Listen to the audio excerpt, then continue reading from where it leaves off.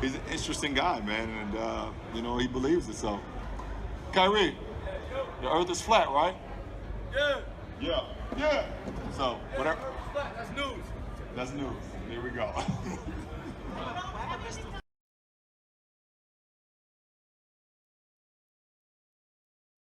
Broadcasting straight to you from a spaceship currently hovering over a golf course on South Whidbey Island. Hello, everyone, and welcome to Strange World, where the truth is often stranger than fiction. I'm your host, Mark Sargent, the creator of Flat Earth Clues, which propose that all of us are living inside a Truman Show enclosed structure. Could be a big room, could be a big building, could be a Hollywood backlot studio, thousands of miles wide. Check it out at enclosedworld.com or just Google Flat Earth Clues. Use your favorite browser. You'll find it. My wingman for the show, once again, Jonathan from Jersey. What's going on, man? How's it going? No real complaints on this side. How about you? I'm doing good today, man. Outstanding. Outstanding. And the Flat Earth world is doing well, and it could be doing even better. And our guest tonight is Jeffrey Grupp, once again, who has sworn me to secrecy before this thing airs, because this is apparently is a big deal. This is the hardest working man in the Flat Earth community right now, and that's not an exaggeration. The guy's got a big brain, and he is turbocharging it. And he's coming up with all sorts of fun stuff. If the people remember from the last time he was on the show, we did the Chicago skyline, major examples in refraction, and that the salt flats that was down in Chile, which his name was Salar de Uyuni. Oh, cool. Right on. Anyway, thank you very much, Jeffrey, for being here, man. Hey, glad to be back on, guys. Yeah, I've been working on this new project, and it's up on YouTube. Yep. And it's an attempt at being the first model of the heavens.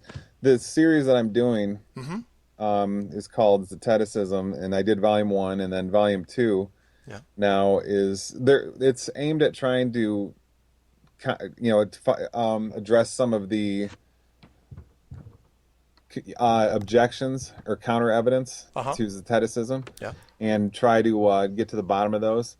And one of the major ones is that there's no model of the heavens. Nobody can describe a sunset, for example. That's what people say. Yeah.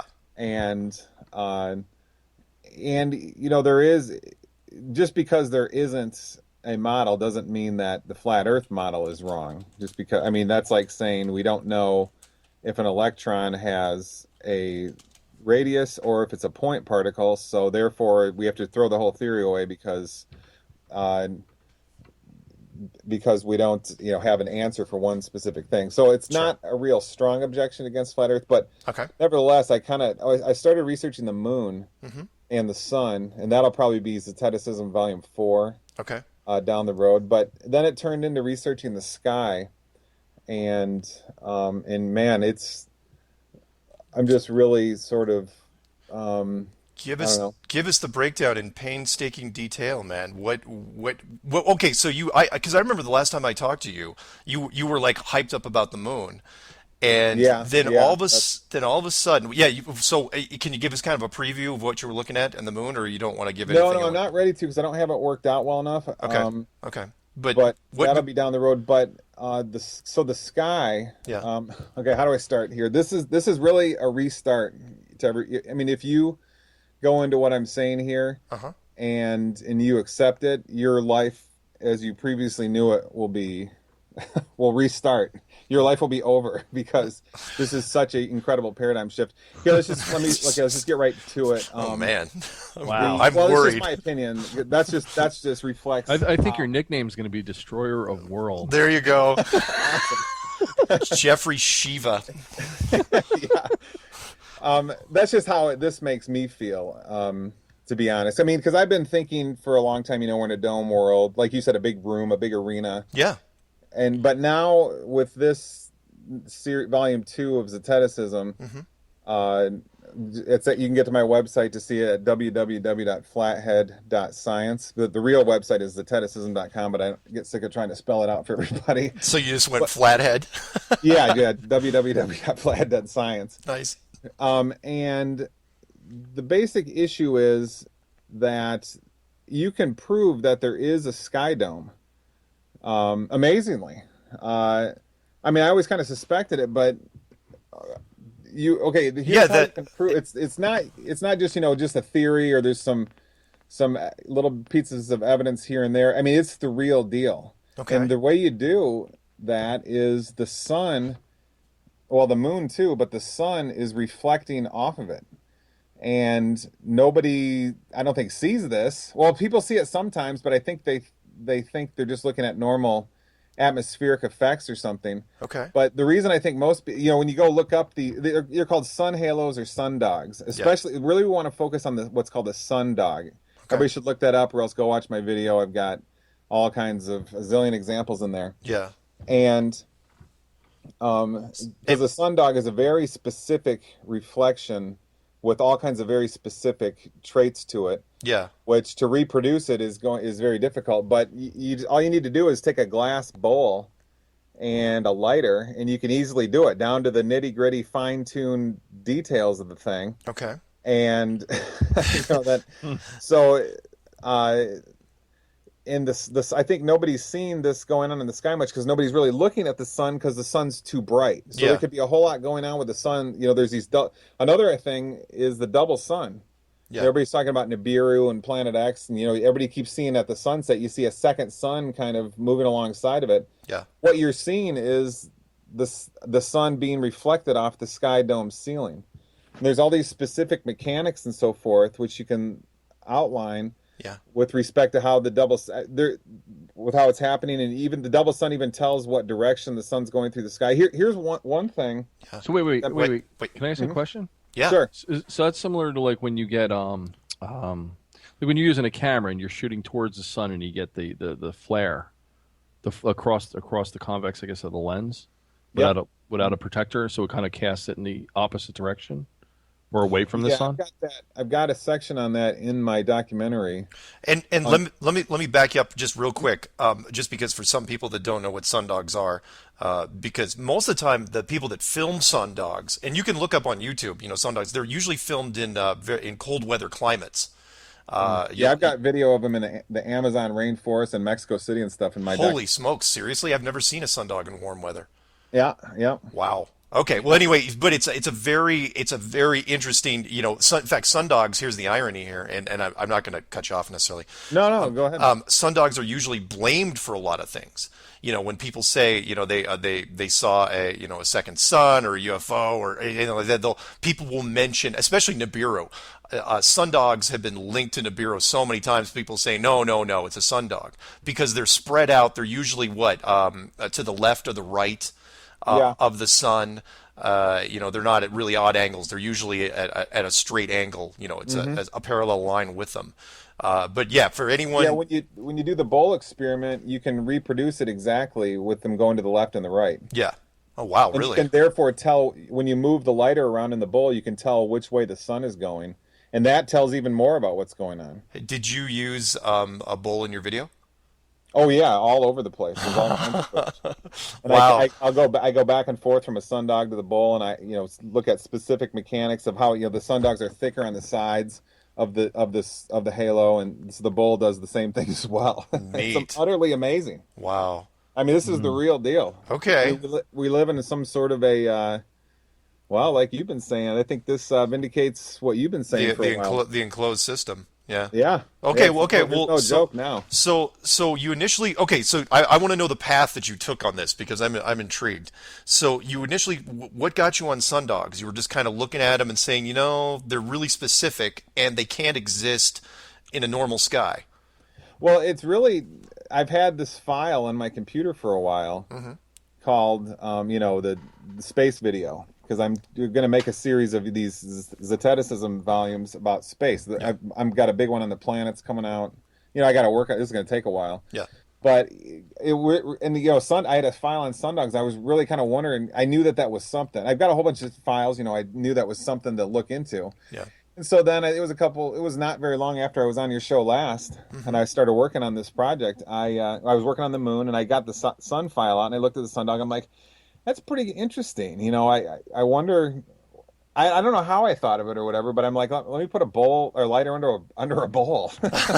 And I did, and I couldn't believe my life was changed from that moment on, because it was absolutely identical. So you can get down to the exact mechanics of, if you have a bowl that is roughly half of a sphere, yeah, and you put your eyeball right in the center of the opening, yeah. I mean, there's a lot to this story. There's a whole bunch of stuff. Well, good. No, don't miss anything, man. We got time. It's all you. If you put your eye right at the center and then orbit the lighter right above your eye, I almost burned myself a couple times. And you just make it go in a circle. That's when you get the exact right shape of the sundog emerging. And it's like the only reflection that happens is the double sun and the sundog. And you got a lighter in a bowl. And it's like nothing else happens. Why don't you get all these reflections all over the place? But you don't. Just like what we see in the sky, it's the only. Well, I've got one part in the video where I suspect there might be another reflection. If someone's looking really careful, they might be able to see.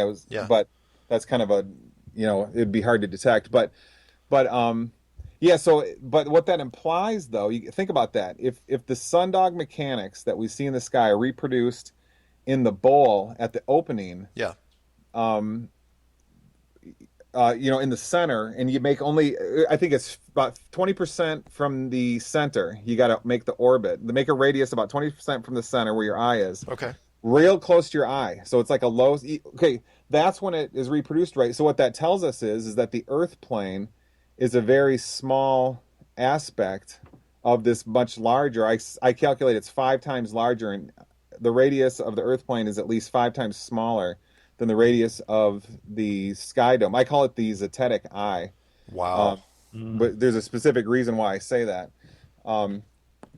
And so that you can, I even calculated I used that even to calculate the circumference of the whole zetetic eye sky dome. Okay. And it's actually a sphere, and we rest at the bottom of it. We're sort of fixed inside of it. Maybe there's parts of the border of it that stick up that stick up higher, and that's where Earth is. Okay. Got this flat plane on the inside. And I'm not. You might think, oh, you're just guessing. No, I've got everything fits. There's all these specific mechanics and so forth of it. Wow. So quick little summary of what you were just saying there. So the Earth, the flat plane that we're on, the glass salad bowl that's sitting on top of this thing is way bigger. It could handle a much bigger plane than what we have. I calculate the minimum circumference of it. See, you have to have a certain size of it to have these sundogs appear. Now, I think it's actually a bit bigger, but the minimum circumference is 502,000 miles is what I calculated of the whole zetetic eye sky sphere is what you can call it.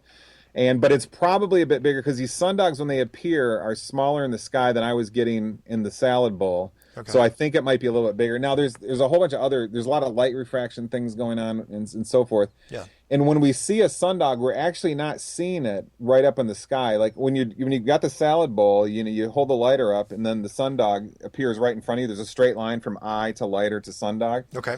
In the salad bowl. But actually, what's happening in our reality in this big huge arena that we're living in is the light gets refracted. So actually what you're seeing is a sundog below the horizon, because usually they show up at the horizon. Yeah, right? They're right there. Yeah, well, sometimes they're a little bit higher up, maybe 40 degrees, but those are still on the horizon because the light will be refracted, bent over, like we discussed when we discussed volume 1 of my series in the Chicago skyline. Yeah. Now, but that's a huge. But hang on one second. Getting that? I'm getting that popping sound too. I wonder if that's me. Oh, that's me bumping my desk, I think. Sorry. Oh, okay. We're not going to edit that out. Okay. Okay, go ahead. So the sundogs are at horizon level. Yeah.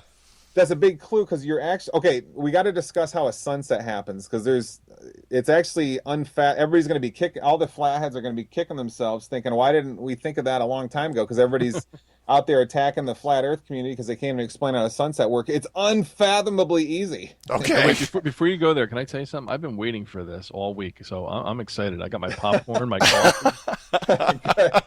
So if I'm quiet, it's because I'm all right. Yeah, you're right. Because even I've got to throw out. A lot of people don't even like my explanation of the sunset, and I say it with enough conviction. But go, yeah. Oh, I haven't heard. What is yours? I haven't heard it. It is.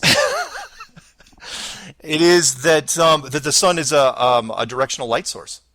That it's not just like an incandescent bulb where it shines everywhere at once. That it's actually more like a spotlight, which other people have mentioned, and I actually like that model. But again, seriously, man, run with it. What do you got? The model that I've come up with, actually, the light from the sun is a sphere. Okay. And it radiates.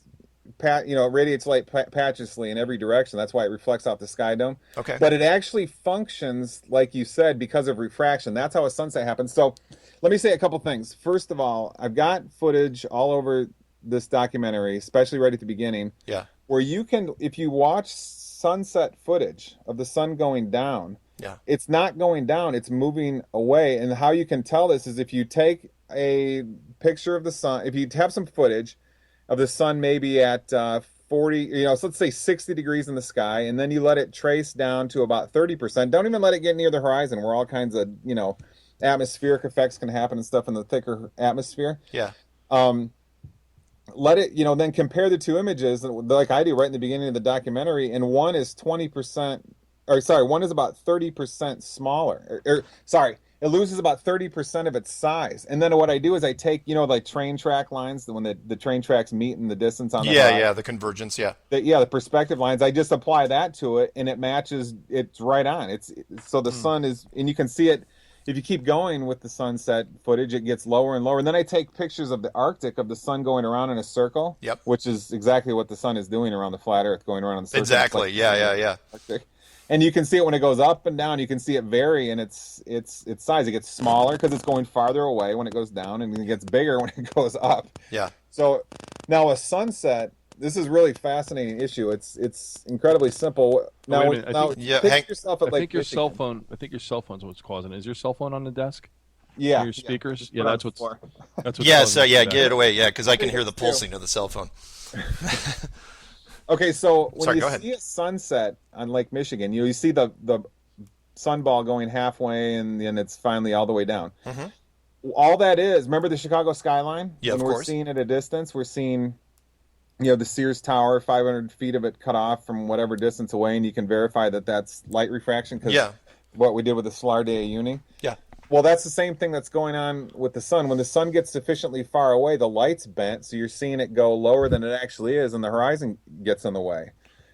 So when you look at the sunset perspective, when you notice that when the sun is at 60 degrees versus when it gets down to 30 or over, when it moves over to 30 degrees and it loses about 30% of its size. Yeah. You notice the sky considerably dims, and I'm thinking, why would the sky dim that much? The sun is still way up in the sky. Yeah. And then you watch it continue. Then when he gets to the horizon, it's like real dusk. Yeah. And I'm thinking, okay, if it just goes a little bit further in its line that it's tracing over the flat Earth, not very high up in the sky. Yeah. You're going to have a lot more light gone. Well, what about light refraction? All that light gets bent down, and so therefore pretty soon you're going to have no light getting to you, and it's dark. It's nighttime. Okay. So a sunset is unbelievably easy. Now, one thing that's really amazing about the sunset is when you do the lines of convergence, you notice at the very end, it doesn't quite match. It just ticks over maybe even just a sun width, just an incredibly small degree right at the horizon where it's moving to the right if you're looking at it from the United States. Now, what does that tell you? It tells you that the sun is moving in its circle. You're seeing it further along than it really is. You're seeing something that's really not where you see it. It's actually further along than where you see it. So you're seeing something which is moved, I don't know what distance to pass what you're seeing, so it's moved to the right because it's going in that big circle. So if we usually see the sun quote to the quote south unquote when we look at it in the United States, and it does that big sort of half circle around us as it's going in a circle just like they say in the flat Earth community. Yeah, and then then at the end you can see it doing that last little maybe a sun width or so jump, just like it. Oh, and another thing. Oh, this is amazing. In the video, I find a good double sun. Yeah. Some good double sun footage. Yeah. And it shows off the so it shows the sun reflecting off the sky dome ceiling. And so what I did is I took the bowl and I'm like, man, I got to figure out how that works, because it was doing it really as the sun was sinking below the ground, half sun and then it's zero. Yeah. The sun, the reflection off the sky dome was going quickly to the left of it, and I'm thinking that's weird. So I took the lighter, and what I calculated is that's kind of moving back towards me, maybe back towards me, but to the right. I'm like, that doesn't make any sense. I don't get it. Okay. But then I'm thinking, oh, wait a minute, of course that makes sense, because the sun is not where I see it. It's further along due to refraction, and of course it's moving to the right, because it's going in the circle from the video footage I had was from Sweden, so it's doing the same circle that we see here from the United States. Sure. And so I mean, it's like everything fits together. Yeah. With the whole deal. Wow. I mean, there's no messing around. This is the real deal. Wow. And yeah, would be making that last glint at the end you mentioned, of course, on a flat model, would be making a very shallow right-hand turn. Yeah, it's like a little, not a jump. I mean, the last little section, it starts to turn a little more than, well, it really doesn't turn at all until that last little section, because the light refraction is at its maximum, and you're seeing it do it. It's like a little jump, but it's not, doesn't stop and start. It's a continual motion. Wow. So it's really fascinating how all this stuff fits together unbelievably. Wow. Really. Go ahead, Jonathan. No. Wait. I'm in awe. I'm just listening. So yeah, I've been freaking out over there. There's a whole bunch. This is just the tip of the iceberg. Oh no. Well, okay. Well, how many minutes till the break, Jonathan? We got about 5 minutes, 4 minutes. All right. He'll count it off when it gets down to 60 seconds. Just watch your monitor. You keep rolling, Jeff. What you got? What do you want to hit next? Or do you want me to kind of summarize what you were just talking about there? So, sure. Basically, the sun so it isn't necessarily a directional light source. It's an omnidirectional light source. It's shining everywhere, but the dome is focusing it in certain places. Yeah, so it's doing what you say. It's like a spotlight. It's a patulous light source which has its light bent, so it's going to look like a bell or something. Wow. So it is kind of like, so everybody's been sort of correct that it's a directional light source. It's just nobody knew how to describe it, and then all the rounders are getting all upset and stuff. Well, not anymore. And it was actually so simple that all the flatheads out there are going to be kicking themselves after they hear this radio show, because it was so easy. Yeah, because everyone else was thinking, well, the sun is just a directional light source and it's only shining, but they're attributing it to the sun itself. And you're saying it's even easier than that. It's the container that the sun's in. In fact, if you want to make somebody want to make a physical model of this, they could put a light bulb in the inside of a giant glass bowl. No, I don't know how you'd make a model, because how do you do the refraction? Oh yeah, good point. The only way you have to see it in the world. You have to go look at the Chicago skyline from Grand Mirror, and then figure out, that's light. Then you got to go to like the Salar de Uyuni, a place where it's physically impossible to not be utterly flat. See the refraction there, then go compare it to the Chicago skyline to know what you're looking at as far as that's being refraction, not curvature. And then look at the sun, you see the exact same thing going on. Wow. Jeez. Yeah. Wow, so if the Sears Tower was moving, so let's say it was moving back, let's say it could move back and forth like 10 miles from your view, 60 miles away or whatever, in Grand Mirror, Michigan, you'd see it going above and below the horizon in the same way the sun does at sunset. And you'd see it, and if it's not in a direct, exact, straight pathway, you'd see it do exaggerated motions to the right or the left. Forgive me for saying this, but my round Earth, globe Earth mind is blown. Like trying to digest this. The thing is that when you do the glass bowl, because what I do in the video is I do the opposite too. I take the bowl and I put my cell phone right on the edge, on the inside, to represent. Let's do this from the round Earth perspective and see how things. Let's try to reproduce a sundog or even just a simple sun halo, which would be so much easier. Yeah. With so the glass bowl, the glass would represent the atmosphere. Put your camera right on it. You're an observer at the bottom of the atmosphere, and then hold. As far as I could do is I held it arm's length away, because if you held it any further, it just gets too dim. Yeah. And you can't. Every orientation I tried, even trying to cheat a little to get it closer, even quite close. I couldn't get anything. The only thing you can get is a small ring around the sun, which is only maybe about a half sun, maybe a sun radius at most, surrounding it, which is a completely different scenario than a sun halo or a sundog. Yeah. And which actually that happens both on the inside or the outside, and I show that in the video as well. But yeah, so wow, so it's sort of a it's yeah, not like some theory or something. We can all do it in our basement. Yeah, this opens up. In fact, I know that guy from England, and I unfortunately don't have his YouTube thing up in front of me. You remember Jonathan, the guy that was doing the tests with the jars of water. Oh, he's going to eat this up once. Yeah, I remember that. Yeah, that was cool. Once he sees this, because this is amazing. So basically, how much time we got, Jonathan? We have 1 minute. Okay, perfect.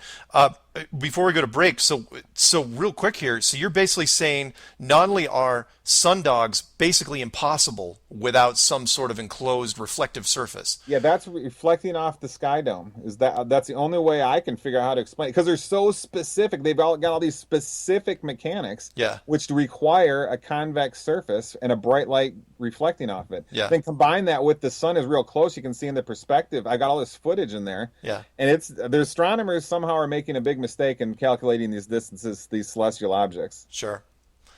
And I mean, wow. And even the sun halo, what you're talking about here. Well, the sun halo, I think, is just a sundog, except with a slightly different orientation, so you don't see those bars to either side of the sun and the little eyelid thing on the top of the sundog and so forth. Yeah. I mean, you can reproduce that in the bowl just as easy. Yeah. All right. With that, we're going to go to break and be right back with more Flat Earth. What do we call this one? Discovery. So we'll be right back, guys. And we're out. And we're out. And let's just go right back into it. That was good, man. That's I don't know what to say. There's nothing I could say. Yeah. Well, no, it's okay. I mean, this is amazing stuff. This is, and you've got more. Oh yeah, there's tons more. All right. We'll get right back into it. We'll come right. You get your time. Let me think of what to talk about. So we're doing this as if it's in the future, Saturday night, right? It is in the future on Saturday night. Yeah, I am not going to. I'm sitting here saying the 10 minutes before the show started, I got a corrupt file message on the oh no the whole stupid video, and I'm sitting here as we're talking, trying to restore it and stuff. So hopefully, I'll rebuild it and I'll have it up for sure. But no worries. I mean, I'm literally not airing this thing till Saturday. Okay, cool. Because I'll be traveling until then. Oh, but by the way, if I may ask, you're going to be on what's his name tomorrow night? George Coast to Coast. You should do a drop the mic tomorrow. You should get on there. Wait, are we even supposed to talk about this? Are we talking about this on air? Are we not supposed to talk about Coast to Coast on air? Are we on air? No, we're not. We're not. But do you want to talk about it at the end of this? Not because I don't know what they told me they don't want to talk about Flat Earth. Oh, okay. Oh, wow. They want to talk about this other thing called dark ecstasy. Okay. Did they send you your non-disclosure thing or whatever that thing was? They sent me a bunch of stuff. I can't remember. All right. Okay. All right. Well, let's. Do you know what you want to lead into then on this one? This segment. Okay, let me think here. Let's where should we go next here? Trying to think of the video. From sundogs and your initial discovery of a glass dome, you have something that can reinforce the Let's talk about how we figure out that it's a sphere. Okay.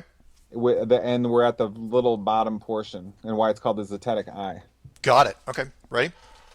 Your counter ready, Jonathan? Yep. Tell me when you're ready. We'll do it. 3, 2, 1, and welcome back to Strange World, where the truth is often stranger than fiction. I'm your host, Mark, with Jonathan, and with us for the second segment is Jeffrey Grupp.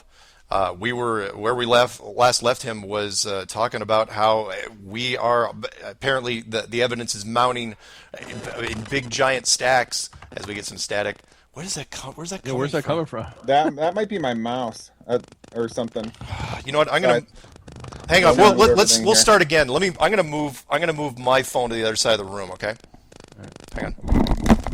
Oh, it could be Mark's new phone. Oh, it went away. It happens again. It shouldn't be me. Okay. Was that your phone? Your cell phone? You moved away? Yeah. Why? Oh yeah, it went away as you walked away. And maybe that was it. I got a brand new Apple phone, so and it was within 4 feet of the computer. So maybe, who knows? Maybe it was giving off something.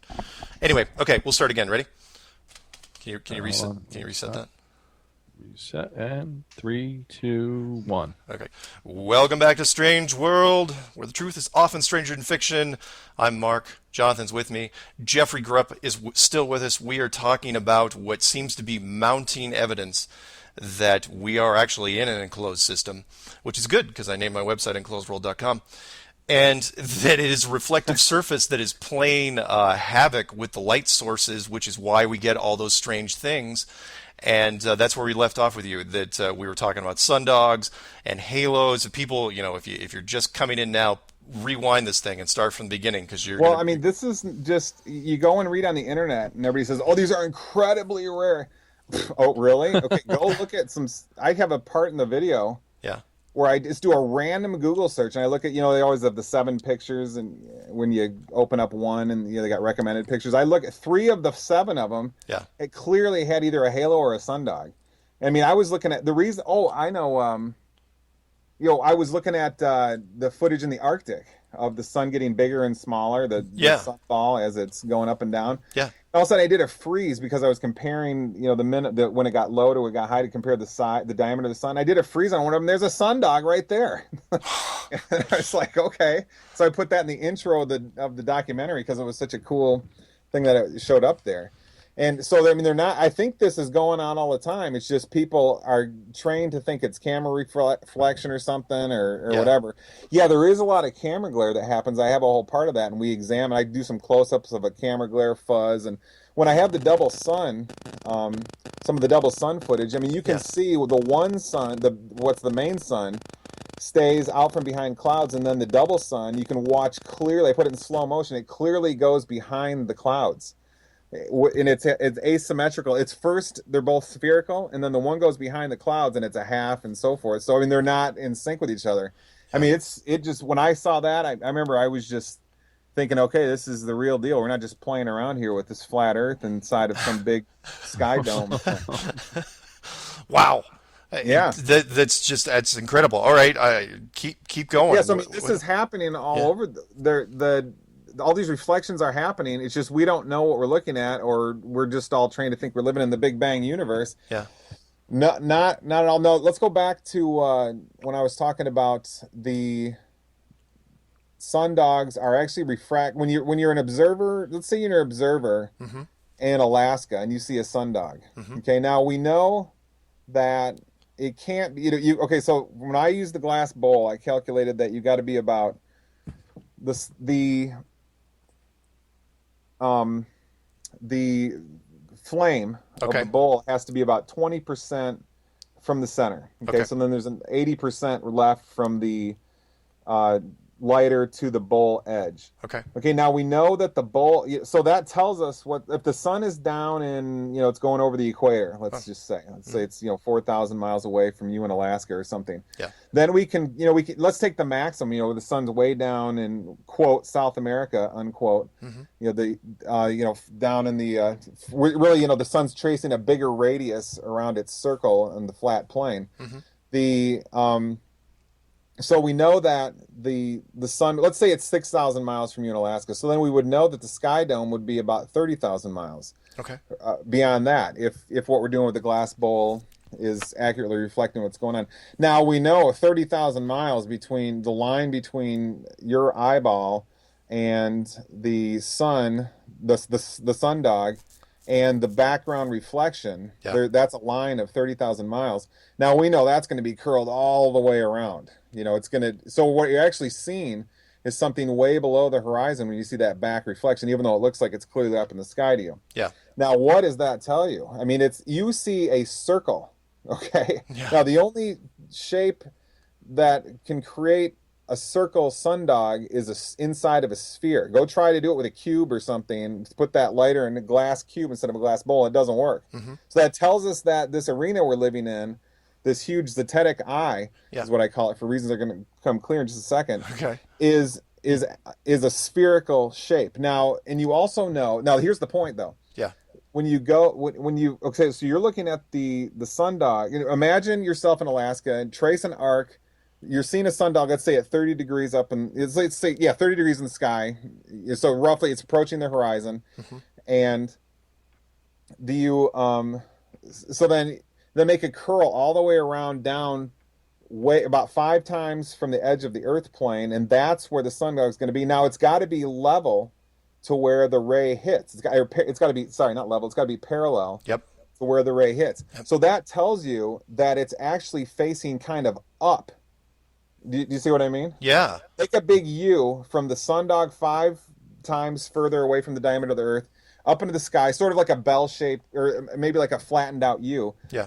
Up to where the sun is, over to your eye. So how could it possibly be the case that the sundog is facing up? Well, the way it's going to be the case is if it's in a sphere, and if the Earth is at the bottom of the sphere, and the sundog is resting also on the surface of the sphere, and you see it because it's curling around. It's hard to describe this. You have to watch the documentary. That's okay. You're doing good. But I mean, it all fits together, because the only way a sundog can work with that much distance and that much refraction is if it's sitting facing on a. Okay, imagine yourself inside of a huge sphere, and the Earth plane is at the very bottom, and it's very tiny. Say it's 1/10 the size, or maybe 1/5 the size of the whole diameter of the sphere. Yeah. That's the only way the sundog structure can work, where you see it in the sky that way. And so now that opens up. You guys you won't believe this. When I figure this out, yeah. Well, I don't know if it's me. I think I've got Creator in heaven giving me some somebody else some philosophical juice or something. But here's the deal, guys. Check this out. Okay. Now, so I calculate this thing to be real big. It's at least 500,000 miles in circumference. It's probably 1 million plus, but whatever. It's not. I don't know how to calculate it exactly, so it's not the point right now. Yeah. Now, if we're living inside, think about this, guys. If we're living inside of a sphere, which the sundog verifies for us, and there's then the placement of it verifies that it's much bigger, and there's other ways to verify it's much bigger as well. Now, we know something's turning, right? Because when we look in the sky, we see the celestial sphere of the stars moving around, right? Yeah, so yeah. Something's moving somehow. Yeah. Now, what if you just add the thesis that it is in the sky, parallel to the surface of the Earth, right across the middle of the sky dome zetetic eye sphere. Right, it has a spin, or a spin axis. Okay, so in other words, we're on the. It's like if you're spinning a basketball. Yeah. On your finger. Yeah. And there's the 2 sides that are it's parallel to the ground. Yep. Okay, so imagine that's. I'm glad I thought of that example. Imagine that's the zetetic eye sphere that we're living in. If you're on the edge there, if the Earth plane is on one of those parallel edges. Yeah. You're going to experience, what are you going to experience? You're going to experience centrifugal force, which is indistinguishable from gravitation.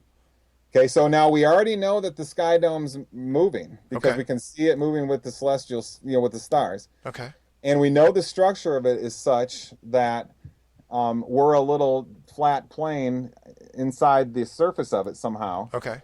And I don't know exactly how that works. It says in the Bible, fixing the pillars, and so we're fixed inside the sphere, but the sphere itself could move. It says in Psalm 104:5, the Earth is fixed on its foundations. Oh yeah, yeah. There's that the rest of the show is not moving. Yeah.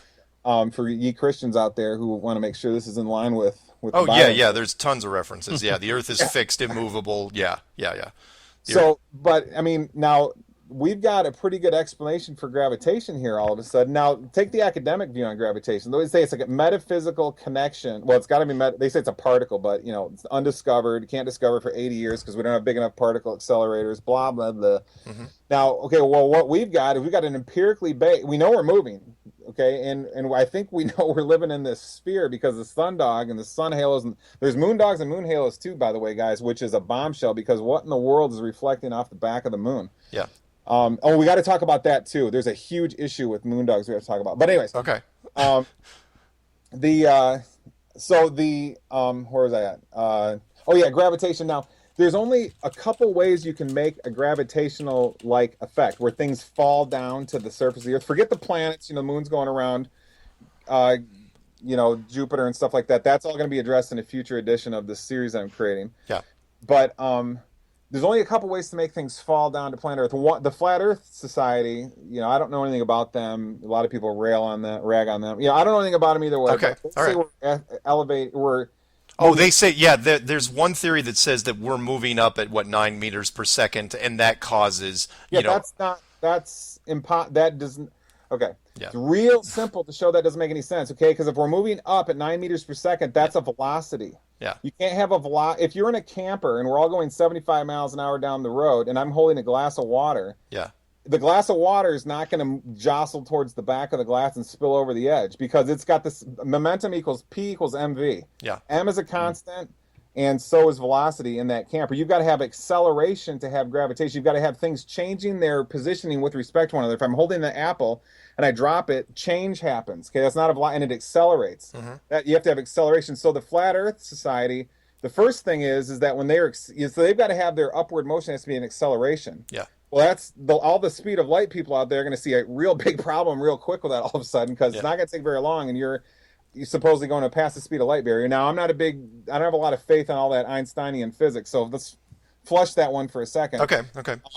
The bigger problem is that to have an acceleration, you've got to have this whole, let's just call it the zetetic sphere, has got to be moving, and there can't be nothingness outside of it because to have motion, you've got to have something outside of the sphere that the sphere is moving with respect to in order to give it its accelerative properties, okay, to give it a gravitation-like effect.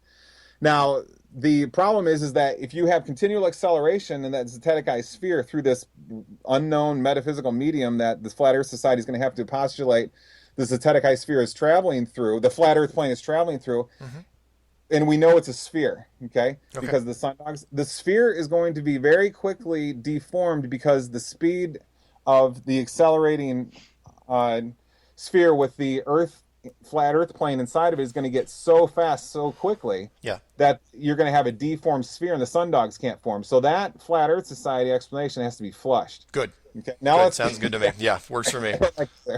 Now let's go to the physicists. Yeah. They've got the Isaac Newton, the occultist, developed the let's just call it what it is. Unseen, i.e. metaphysical connections between objects with mass. Now, someone's going to have to explain to me how that works because I thought photons were supposedly massless. Okay. Right? Yeah. And then they're affected by gravity. So the whole thing just doesn't make any sense. Okay.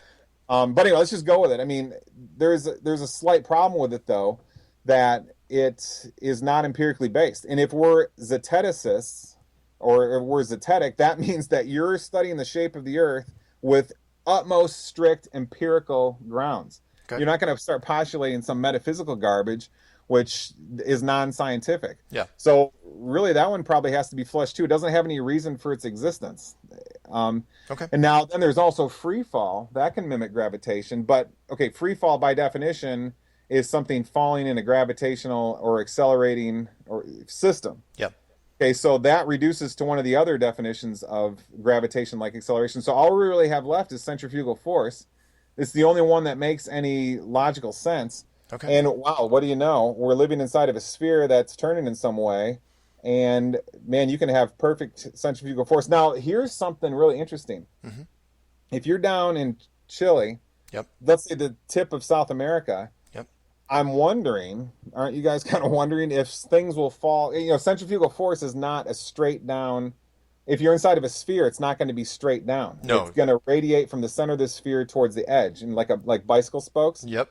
So it should be the case that things fall at a non-straight angle in certain places inside the sphere. Yeah. If you go down to South America and you can detect this somehow, or you should really be able to do it anywhere except the center of the Earth. Yeah. I mean, that would be. There's a lot of ways to verify or de-verify. Yeah.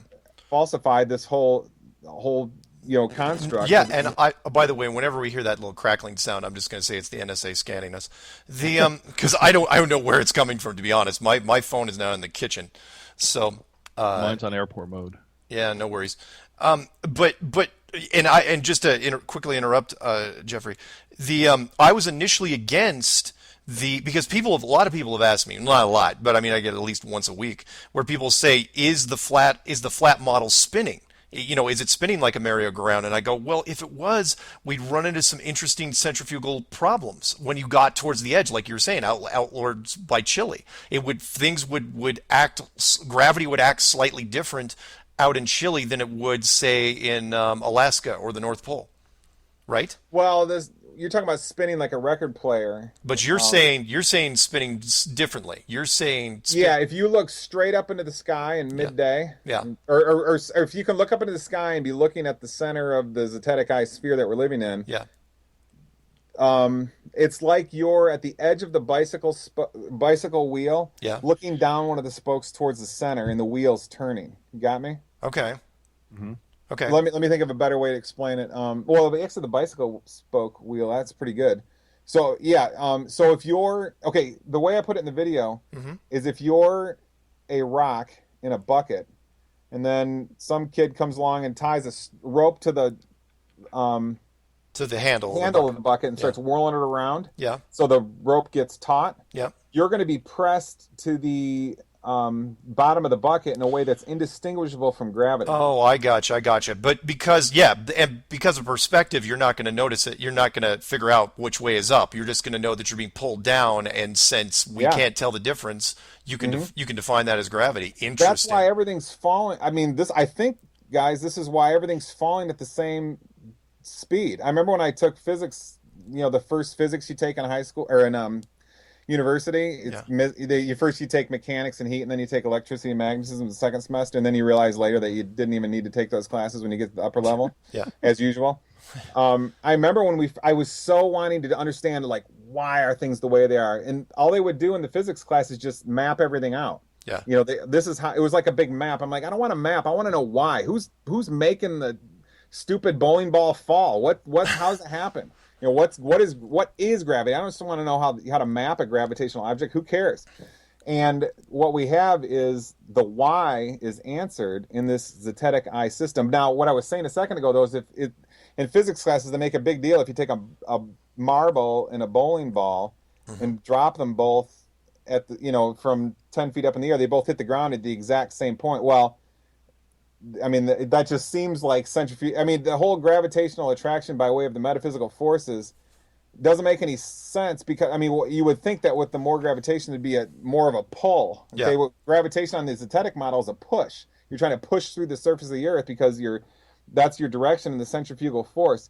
Now, I was just going to say something I forgot. I've gotten like 3 hours of sleep. I'm sorry.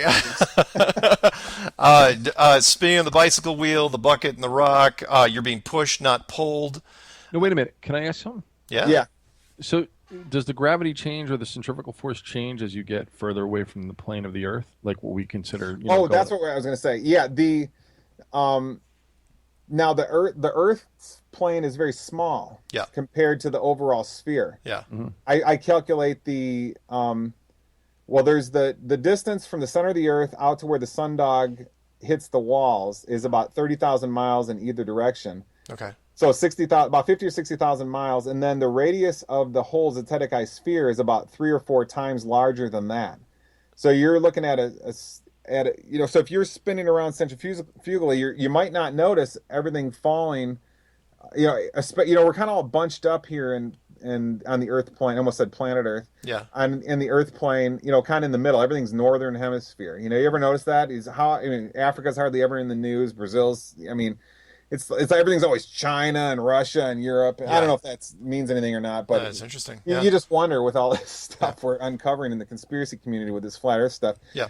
But it should, you're not going to probably notice, because it's going to be more or less a straight line of centrifugal acceleration. Okay. When you drop the rock or the bowling ball and the marble. Mm-hmm. That's what I was going to say. Yeah, the bowling ball and the marble is perfectly mapped by centrifugal force, where you don't have a compounding of mass.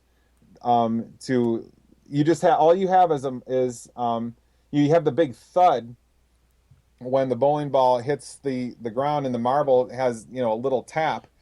But the bowling ball isn't gaining on the marble. It isn't outpacing it. Yeah.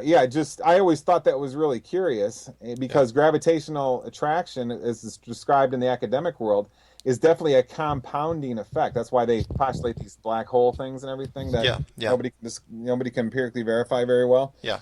So I mean, it just everything seems to fit better with this centrifugal force idea. I like it. Yeah. By the way, the perspective you were mentioning, if I could give people like a size comparison, would say if you took like an average snow globe and put like a quarter in the middle of it, and there was nothing else in the snow globe but this little quarter in the center, would that sort of be kind of a? Oh yeah. Like take a strobe light and then put a quarter. Yeah, I mean, what rests inside? It's like it says in the Bible, the Earth is a circle. Yeah. The only thing that, just like the sundog is the shape that's going to be reflected off the inner side of a sphere. I mean, what lodges nicely inside of a circle is a sphere is a circle. Yeah, but you're saying the distance between the edge of, you want to call it a quarter or a nickel or a half dollar or whatever, the difference between the edge of that and the edge of the snow globe is massive by comparison. Yeah, take maybe like a basketball. This might be a basketball and put a penny inside it and let it rest, and then spin it around.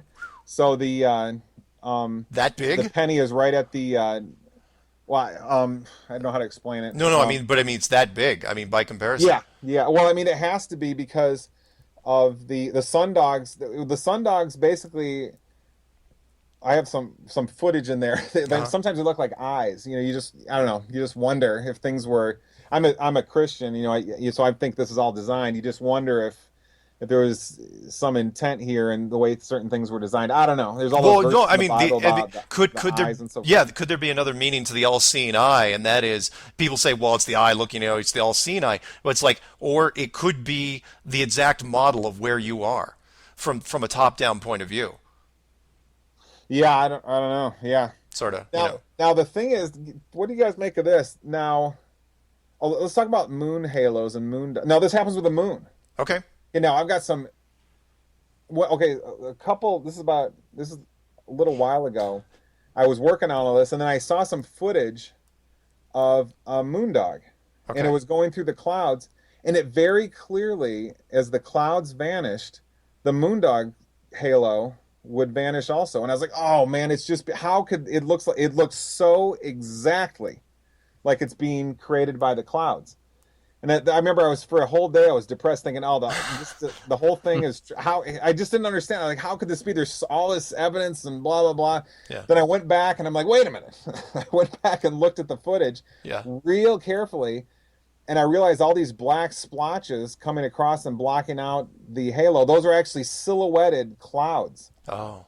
Okay, so you're between the cloud and the moon, moon's very bright. Yeah. And it's silhouetting the clouds. It looks so much like there's an absence of clouds, there's a darkness, and then when it traces across, the halo vanishes. But what I do is I find some black splotches that go across the moon also, and the moon decreases in intensity, and you can see the cloud cover going across and so forth. Yeah. So I was thinking, I'm so glad that I bumped into that, because that would have been a major objection that anti-flatters could have thrown at this whole thing. That would have been a biggie. So, nice to have it in the documentary. Yeah. But the question is, guys, what in the world is going on with the moon that it's reflecting something behind it? Hello. Really? Well, I mean, it's forming. I mean, okay. Let's just start over. How else going to form? How do you form a sundog? It's the same structure. Moondog, sundog. They have the same exact structure. Yeah. How are you going to form it? The only way, I've looked all over the place and tried everything. I've been shining lights all over the place, and my kids think I'm crazy. And the only way you can get anything like this is inside the concave structure, right in the right orientation. Yeah. Inside the dome structure. And so the moon's forming these moondogs. So the back side of the moon, there's footage of double moons on YouTube. Wow. So there's a big, and get this, guys. Okay. I'm seeing moon footage. You know how the lines of perspective with the sun? Yeah. Mm-hmm. I've seen moon footage that doesn't do that. The moon stays the same size. Hello.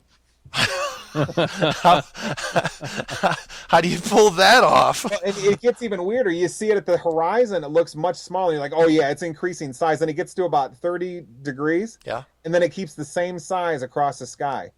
hello, Crow 777 hologram. Oh man. I'm not saying the moon's a hologram, but man, that sure makes it look like it because that does not make any sense. Yeah, I agreed. It's like a big picture or something. And for those who don't know the Crow 777 reference, he's a guy who does a YouTube channel that has taken what appears to be, you can look this up real quick, it's called lunar waves, which from... Yeah, I got a theory on that too. Oh, you want to talk about it now? No, let me think about it. Okay.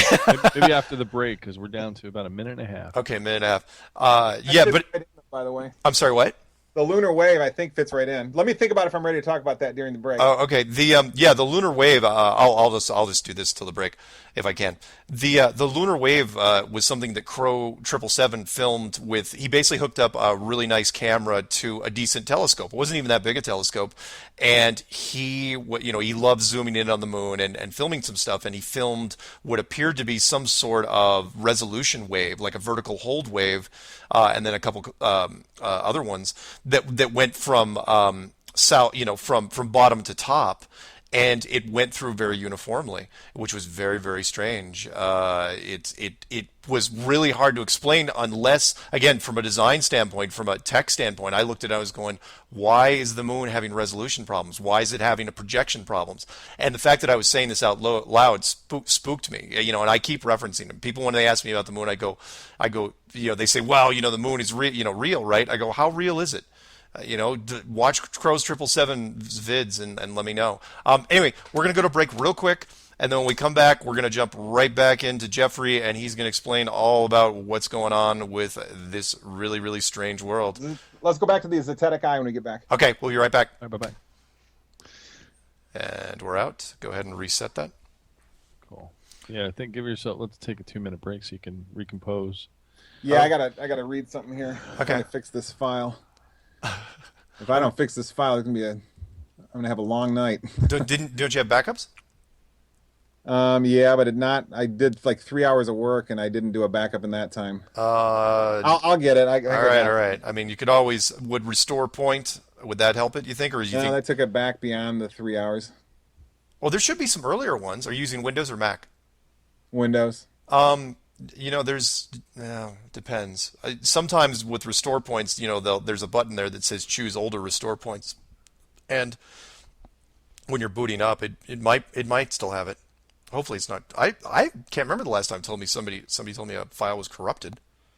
Yeah, no, kind of weird, huh? Yeah. Oh well, we're getting it out right now anyway, so screw them. Yeah. No, it's getting freaky out there, man. There is so much stuff.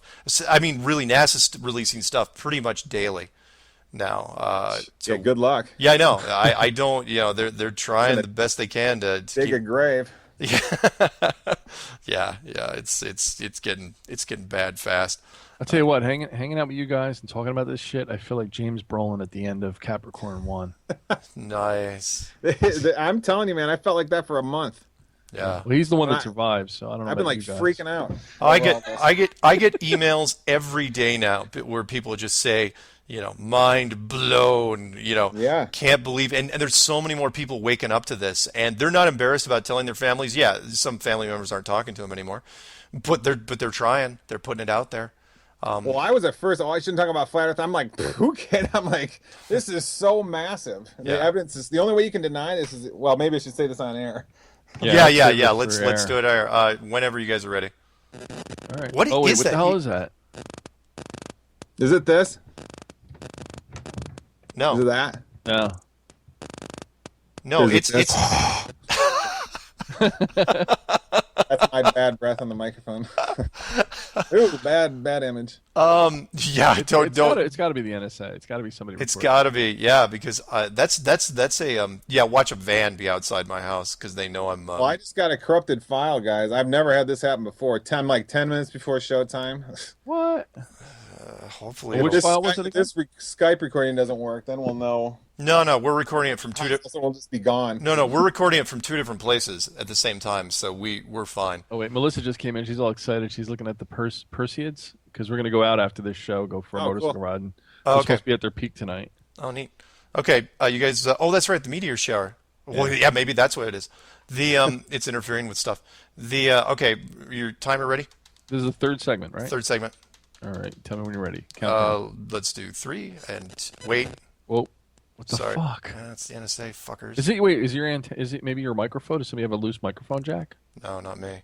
No, that is not a mic. That is not. Tell me if it happens right now. Nope. No. That I know that sound. I know that sound. That is, the dun dun dun dun dun dun dun dun. That's like a cell phone. That is a microwave idle then kicking into something. They do have a van outside you. Like they're scanning you with microwaves. I'm telling you, I had to train on this for 3 months. I barely passed that course. Anyway, guys, to be honest, before we go back, I mean, for the past couple weeks, well, since I started working on this, I've been thinking, okay, I'm going to get mixed. I mean, because I think I'm onto the right. You model. think you got it? Everything fits too well.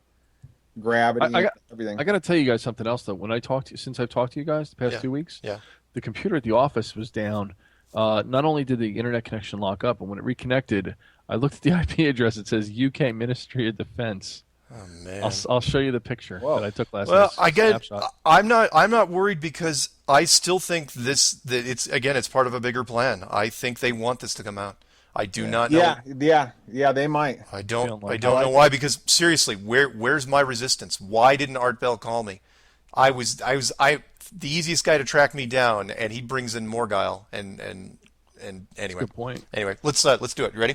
All right, 3, 2, 1, and welcome back to Strange World. I'm your host Mark with Jonathan from Jersey and the man with the brain. Check out the big brain on Brad. That's Jeffrey. that was a Pulp Fiction reference. Yep. So where we left off was the moon and moon dogs, and how that also confirms that we are living in some sort of giant enclosed structure that's massive, even bigger than I had thought. I don't think there is a model out there that someone has built to show how big this thing probably is to produce the visual effects.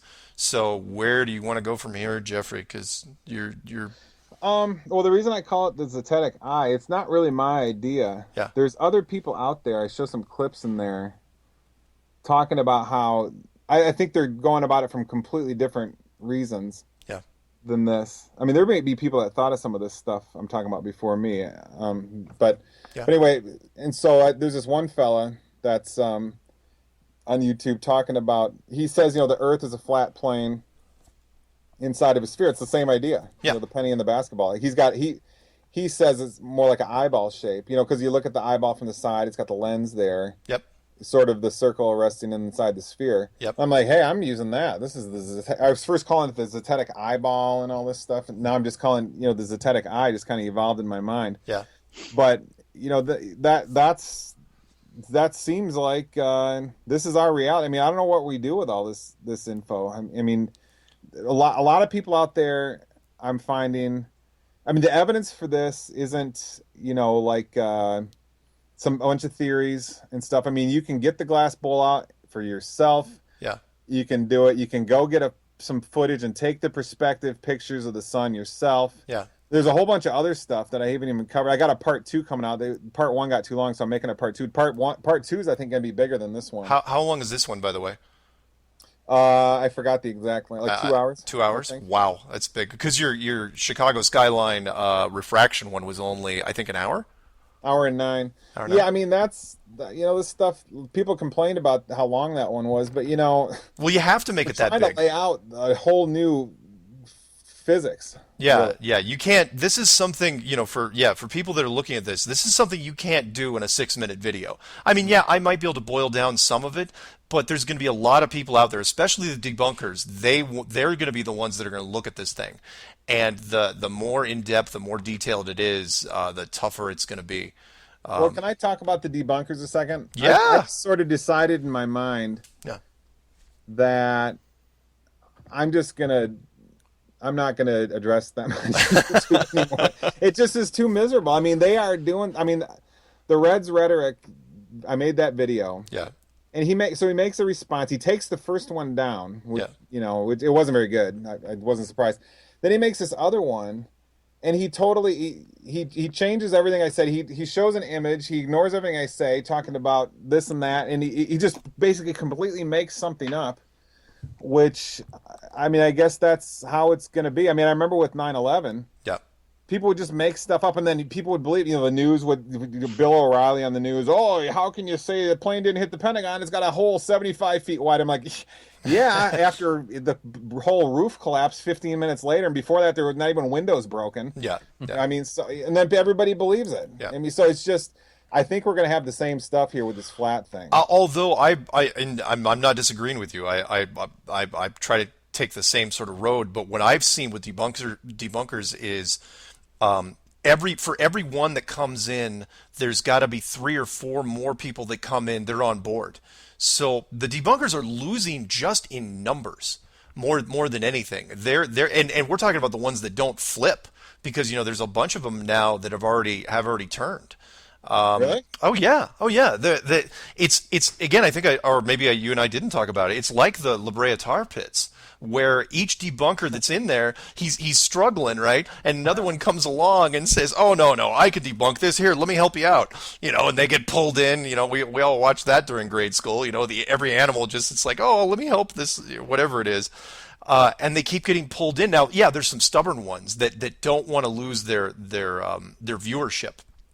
Several, I don't necessarily, I won't dwell on Truth Heresy, but he's made, 22. Oh, is that how you pronounce that? Truth Heresy? Yeah. Yeah, like conspiracy. I made a response then. I was saying Truth Heresy. Okay. Yeah, like conspiracy, but Truth Heresy. He's made like 22 anti flat Earth videos, and he's getting crushed in the ratings. Just crushed. Not that I necessarily care about thumbs up and thumbs down, but when you see it turn like that, and his ratings were pretty good up until he got on the flat Earth thing, and then he just started getting torched. But he doesn't care. He's just going to keep doing it. I don't know why. He's got a lot of viewers, but sooner or later you got to cave in. But I'll give you another quick example. Again, I don't want to take away from because you still got a lot of ground to cover. But there was another guy, Mr. You know this one, Jonathan, Mr. Thrive and Survive. Mm-hmm. He's the one. I think he's the guy that's organizing that. Oh, the NSA is buzzing us again. He's the guy that's organizing that multiple weather balloon test. That where they're trying to do weather balloon tests from all over the place. Oh, I got that in my video, by the way, guys. Oh, the weather balloon test? Yeah, well, a bunch of those, but go ahead. Oh, yeah. So he started out as a debunker briefly, and then realized, like many other people, that he was, that this thing is actually real. And so now he's pro. And I'll throw one more out at you. And there was a guy that I watched him come on today. I believe he was British, and he started out by dissecting that Kent Hovind video where Kent was kind of ambushed and says, "What do you think about the flat Earth?" as soon as he gets out of prison. What do you think about the flat Earth thing? If you asked me a year ago, I'd be like, "Flat Earth? Are you crazy?" Exactly. I had no idea. Yeah, and that's what he said. He's like, no. It's obvious that it's round, right?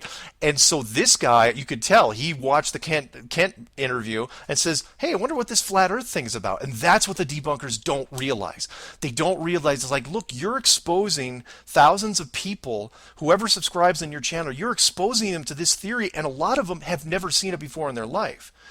And so they're going to start researching it on their own, and there's so much stacking up on the flat side, no play on words there, to the round side, that you're converting people automatically. It's people just keep getting pulled into the quicksand, and there's nothing I can do to stop them. So now I'm just coming out and saying, you know what, debunkers, come get us, because there's nothing you can do. Well, I just decided I'm just not gonna address. When I was in academia, yeah. I remember I just absolutely loved the fights. The fights were not like YouTube fights. Yeah. The fights there were, I'm going to publish a paper that kills your paper, and then I'm going to publish one that kills that one, and blah, blah, blah. And it was awesome. I mean, it was really, everybody thought, yeah, the way you get it done is everybody tries to attack everybody else. And it was understood that this is the way it works. And it was great. I loved it. Yeah. The YouTube thing, and doing this online with all these, whoever these people are. Anonymous people, yeah.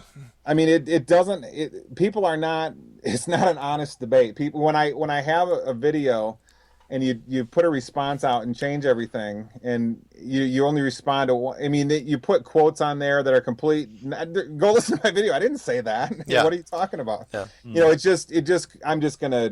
I'm just gonna keep plowing forward in the evidence. I don't care. I'm not gonna ignore it all. People can say whatever they want. I'm just gonna ignore all of it because this is too important. Good, and I agree. And to put a cap on that one, I'll say that anyone that comes out and says flat earthers and they put R, the letter R, stupid. That is not a rebuttal, okay? That's just name. That's how they teach in the mass media. Bill O'Reilly, you're a nutcase, 9/11 conspiracy. I mean, everybody learns that this is normal behavior. No, we don't learn that critical thinking and using our senses and logic and Zeteticism. Notice I use that word instead of science. Yeah. Because science has this ridiculous scientific method with a hypothesis step because everybody's stuck in theory land forever. Yeah. But I mean, so this is normal behavior. So the weird behavior, I think, is what we're doing. We're being so rational. Yeah. So when you call it, just so people know, because you've said it a bunch of times now, when you call it the zetetic eye, you really mean it's the. Is there another name that people can kind of relate to? Because I'm sure there's people looking it up right now. I made that term up. I mean, I don't know. I was telling my wife, I'm like, I don't know if anybody's thought of this stuff. Is that the name At least maybe not in the last few thousand years. I'm like, it's the internet. You know, I've got so much internet, or so much information. I can look up sundogs and this and that. I mean, if I didn't have the internet, I never would have come to all this stuff. I don't think I would have. I don't know. No. I mean, No, I wouldn't. We may be talking on this radio show about stuff that people have not talked about before ever, or maybe since the Bible was written. Really? Yeah. The Bible's clearly a flat Earth book, and it's got all these interesting references about how you're inside an eye and all this kind of stuff. Well, I mean, I don't know if it says it's all this weird stuff about the I and you or something. And I don't know. Anyway. Yeah. If it wasn't for the internet, oh no, we wouldn't be talking now. We wouldn't have gotten this far. I can't believe. Oh yeah, I just can't even believe that my life before the internet was so ridiculous. Yeah. I mean, I thought. I mean, I grew up on an island, so I was naive to begin with, but I had no. I'm sorry. What? Literally on an island. Literally on an island. I grew up near the San Juans, up north of Seattle. On a big island called Whidbey Island. In fact, if I was going to be any more remote, I would have been just north of there, literally in the San Juans, but nobody really lives there. But yeah, I grew up in an island. The place shut down. You had, they rolled up the sidewalks, when the sun went down, and if you're, in fact, most people don't even know, like where you guys live, you don't use high beams on your car. Nobody uses their high beams because they're in some sort of city environment. That's all we did. Because you'd be driving down a dark road, there's no lights anywhere. Without high beams, you were in trouble. Low beams just wasn't it. Anyway, sorry, I digress. So, let's talk about the weather balloons. Okay, so yeah, let's do that. So I've got a section in the video where I'm comparing. So the academics, they've got all their theories about what the sky is and stuff, and what they say it is they say there's light scattering from the sun, and it bounces off, to put it crudely, it bounces all over the place in the atmosphere, and it makes everything look blue.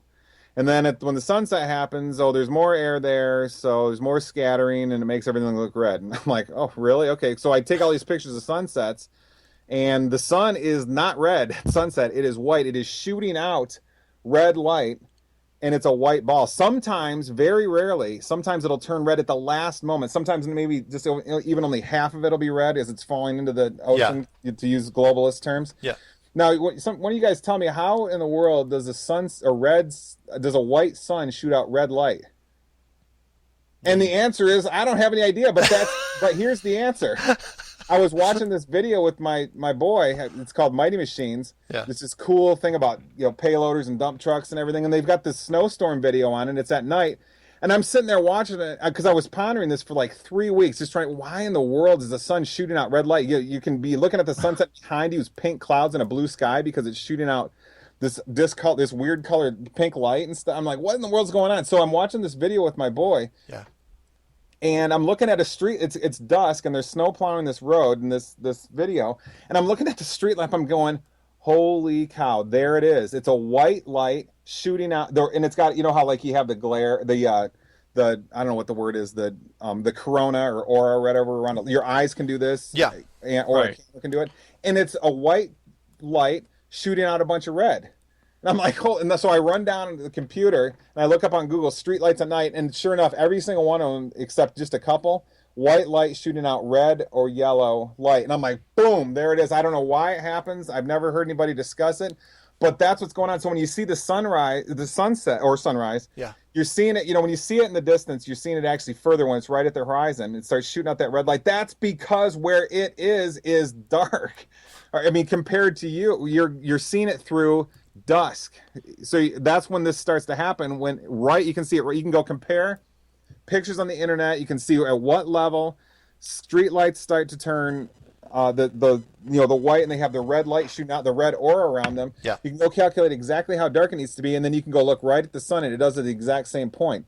That's why a sunset turns red. The academics are all crazy with their, I don't know what they're talking about with their theoretical ideas. They start, okay, here's where the academics just really blew me away, if that's not bad enough. Because I've got clips of them saying the sun turns red. I'm like, oh, really? Have you looked at a picture lately? So, but here's what's really interesting is they say it's light scattering making the sky blue and the sunset red.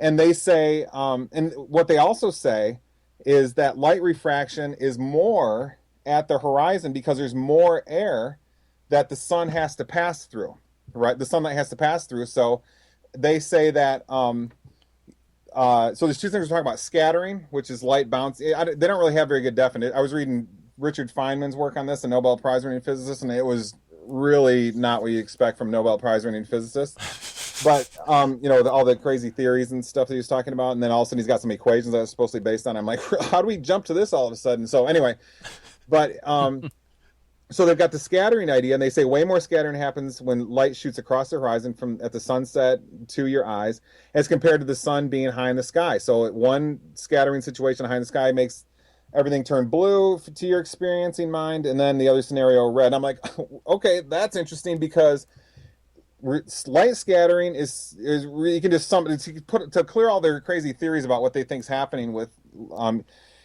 different excitation levels of atoms and photons and so forth. Yeah. Put all that aside. What scattering is an interaction of light with air, according to their theory. Okay, well, let's take refraction. Okay, that's something measurable. The radar industry relies on refraction to be able to know that it exists, to find the airplanes, and if the airplanes fly too low, it's like they're below the horizon, you can't see them, blah, blah, blah. Yep. And so, but refraction happens at the horizon, as is known in the surveying and radar industry. But hey, if you go talk to your local astronomer, they'll say, well, when we're looking through the telescope straight up through the middle of the sky, we have to account for light refraction. So if we're looking for a star, we have to make sure we look not where it is because the light gets bent so much. And I'm thinking, holy cow, are you kidding me? So refraction's happening kind of in significant ways, both at the horizon and overhead. Okay. And then so why isn't light scattering happening significantly in the same way? And the answer is nobody's going to tell you in academia because this is all a bunch of theories anyways. So then what I do is I'm thinking, okay, let's look at the sky. So if light scattering is happening, it probably should get darker as we go up if we're approaching space because there's less atmosphere to do less scattering, right? Makes sense? Yep, of course. Okay, yes. So I find out a jetliner height is, I thought it was about 30,000 feet, but what I got was 35 to 40,000 feet. Yeah, that's about right. Yeah. And then I start looking up, the records for the highest planes, and those are only about 10,000 feet high, and I'm thinking, wow, that's, it's pretty close. Yeah.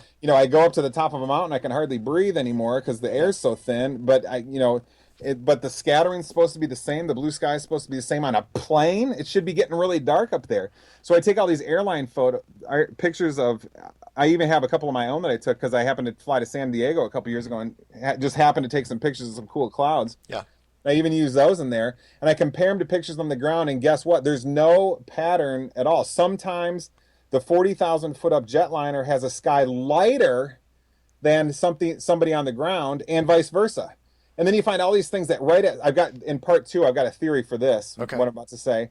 At sunrise and sunset, often in the airliner, the sky will get much, much lighter, even lighter than you can ever see on the ground. Hello, what in the world's going on with that?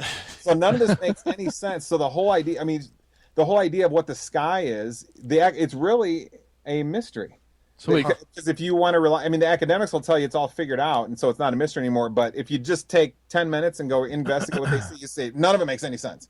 So the blue sky is a mystery. So now here we've got our sky dome fly. We've got the sundogs, which tells us now we've actually got a real empirical theory that the sky is actually a dome ceiling extending in a sphere over our heads, and we live in this giant room, which is just the most spectacular thing I've ever said in my life.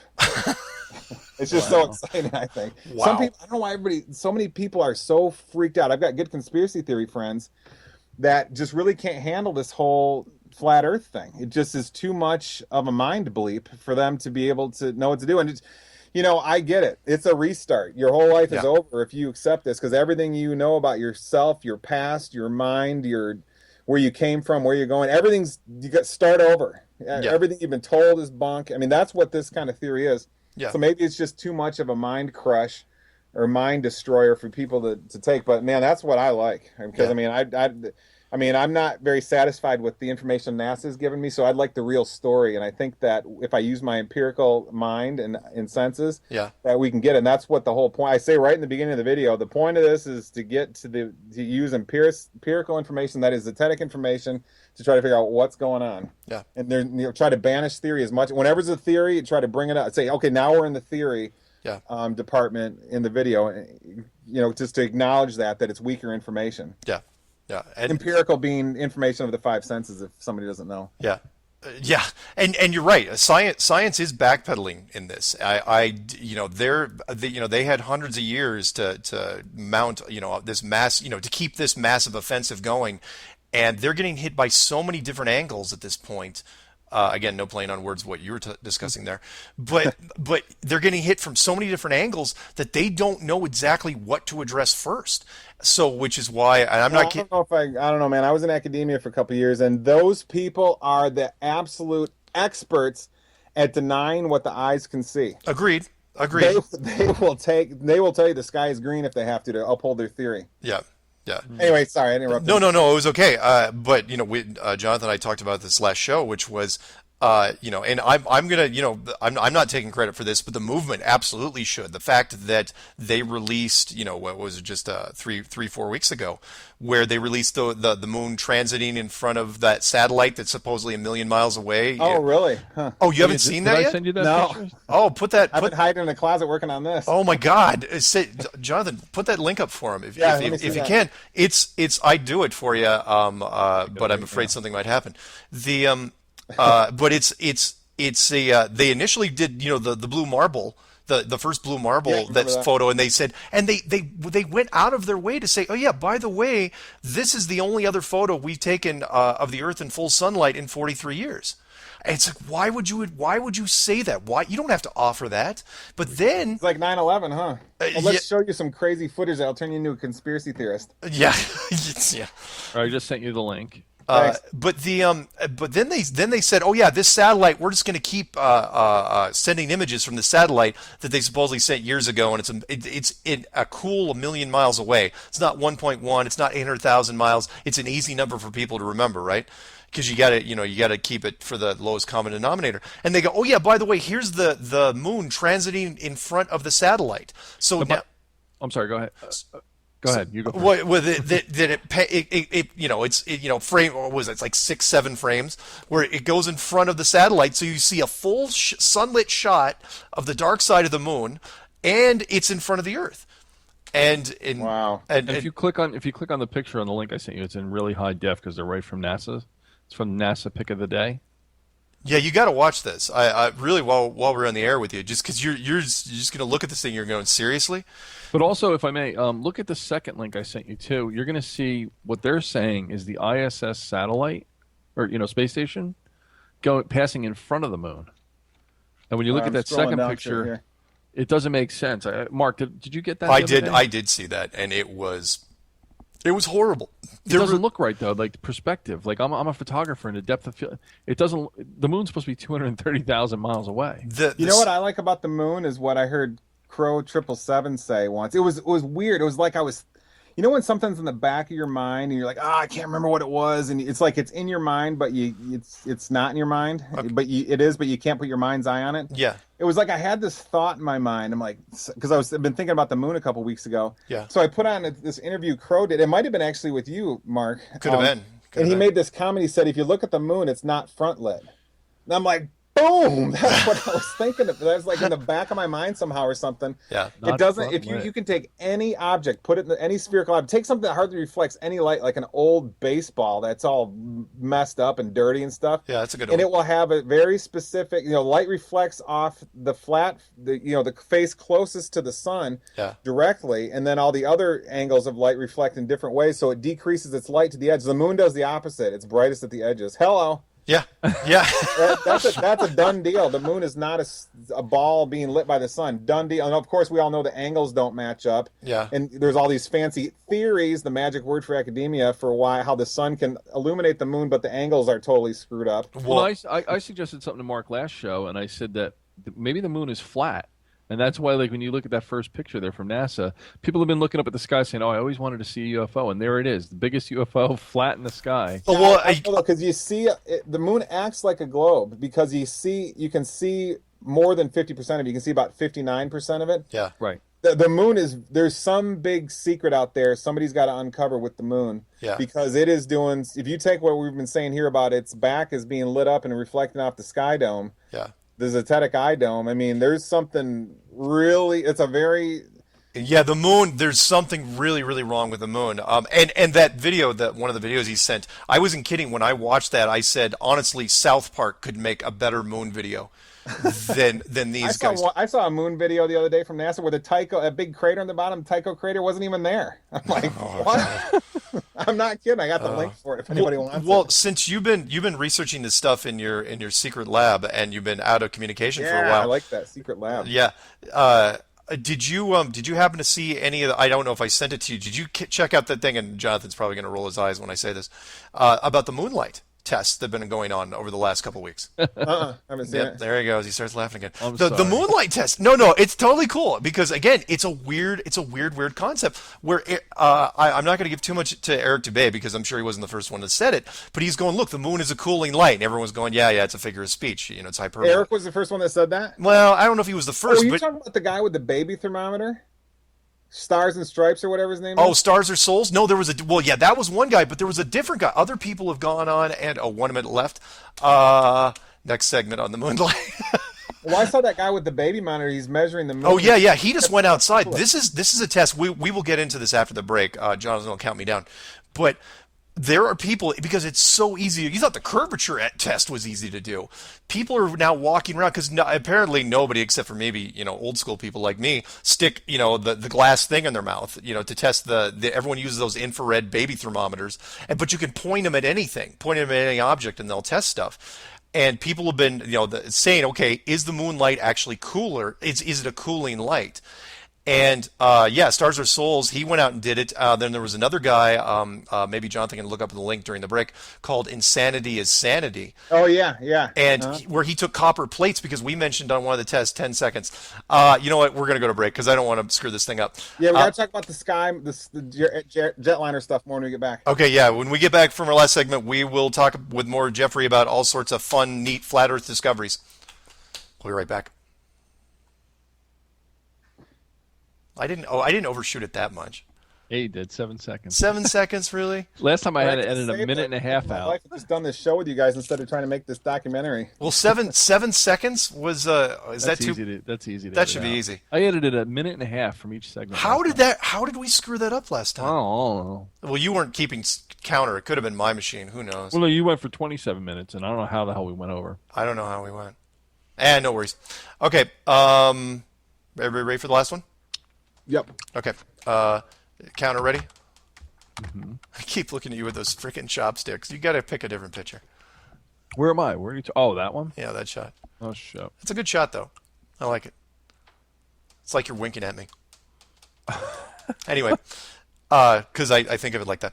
All right, here we go. Ready? 3 and 2 and 1. And welcome back to Strange World, our last segment with Jonathan from Jersey and Jeffrey, the not-so-mad scientist in his secret lab. Where I want to leave off real quick before you jump into the jet airliner stuff, because we still got a little time, I wanted to mention real quick about the moonlight test, because again, I mentioned it last time, but people started doing it after we talked about it, which was great, because I stole this idea from Jeranism, which was, okay, so if moonlight is a cooling light, then if you put an object in the moonlight, and people have been showing this, like they'll say like it's 56 degrees in moonlight, right? And then they go to the shade of anything, the shade of a tree, shade of a truck, it doesn't really make any difference. It's 59 degrees in the shade. It's warmer in the shade, which means the light is actually physically a cooling light, which as we all know, you cannot really go down and pick up at the hardware store.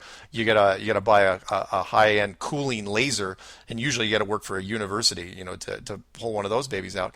But what I said was, well, if that's the case, then what happens if you take a magnifying glass up to it? And this is where I stole from Jeranism, because he goes, you can't light fires with moonlight with a magnifying glass. It's impossible. And I go, let's take it one step further. If you take a magnifying glass, if you magnify the moonlight, does the temperature go up, or does it actually get colder?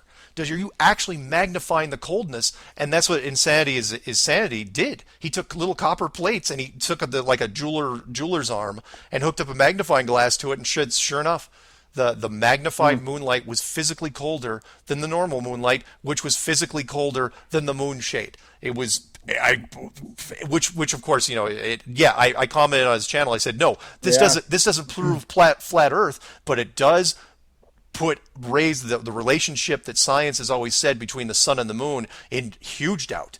Because at that point, it's like, well, the moon isn't reflecting anything from the sun. It's obviously its own light source. It's its own projection system. And whatever system that is seems to be the exact opposite of what is projecting behind the sun. So, anyway. Yeah, I mean, guys, if what we're talking about, if we're on the right track, I mean, all our ideas about is what we're living in designed, or did it randomly evolve by no consciousness directed? I mean, we got to start over and figure out the whole. I mean, it seems to me that religion, especially the Bible, just got a huge. I mean, kudos to it. I mean, if we're bringing up a flat Earth cosmology, I don't know what better word to use for it. That's as good as any. Yeah. Cosmology is supposed to mean that crazy Big Bang. Oh, right. Okay, let's use the TEDx system. Let's go with yours. Yeah. I mean, if that checks out, and it is sure a lot more. I say all throughout the documentary, this is empirical, and the academia view, this is what they say, and it's total theory, blah, blah, blah, and everybody knows it's theory. Yeah.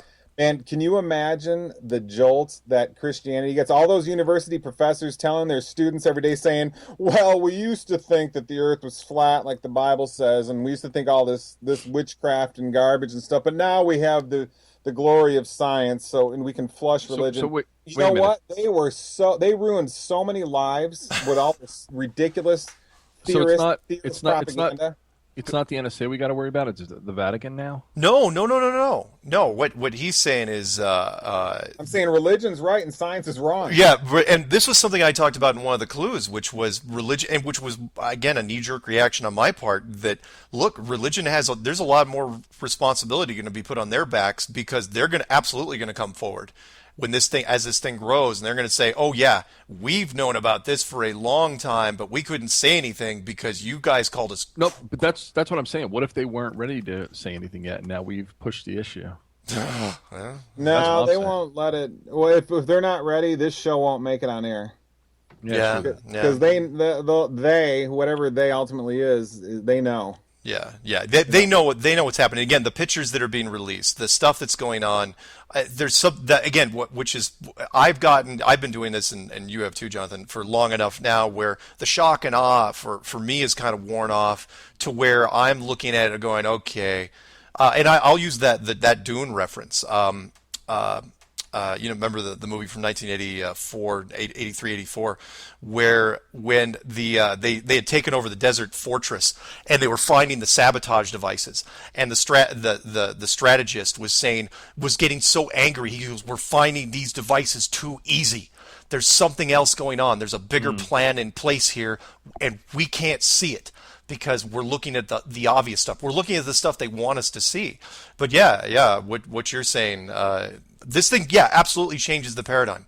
Changes it to such a degree where there's going to be a lot, and I'm hoping that some of your stuff that you're putting out, some of your methods, will help people ease into it, because a lot of people are looking for the scientific stuff. Science is not, you can't do science because science is based in theory. That's okay, all right. They're looking for more. They're looking for more meat. On the. All you do is you take your eyes and you look, and you take any stupid assumption, theory, every single idea in your mind, and clear it. Yeah. and use your eyes and say, what do I see? Yeah. And that's where you get reality. Yeah. Until you do that, you're just following NASA and Fox News and all that crap. Yeah. Now I'm even questioning the spy plane footage, because you were mentioning that the sky doesn't get dark. Oh yeah. Well, okay. This segue. Okay, let me go ahead and finish up.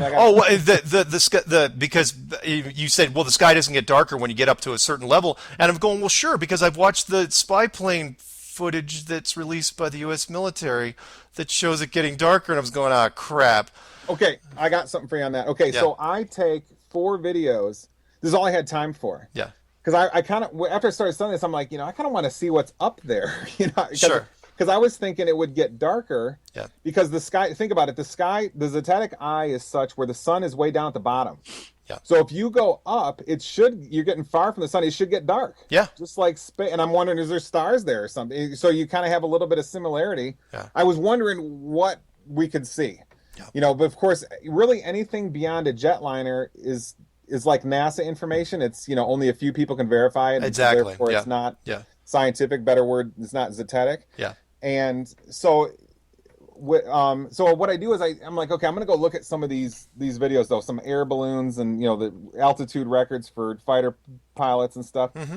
And I started looking at them, I saw a couple, I'm like, man, these are fake. Yeah. This doesn't make any sense. You got a pilot, he's flying into the sun, and all of a sudden the sun angle changes, but the plane doesn't turn.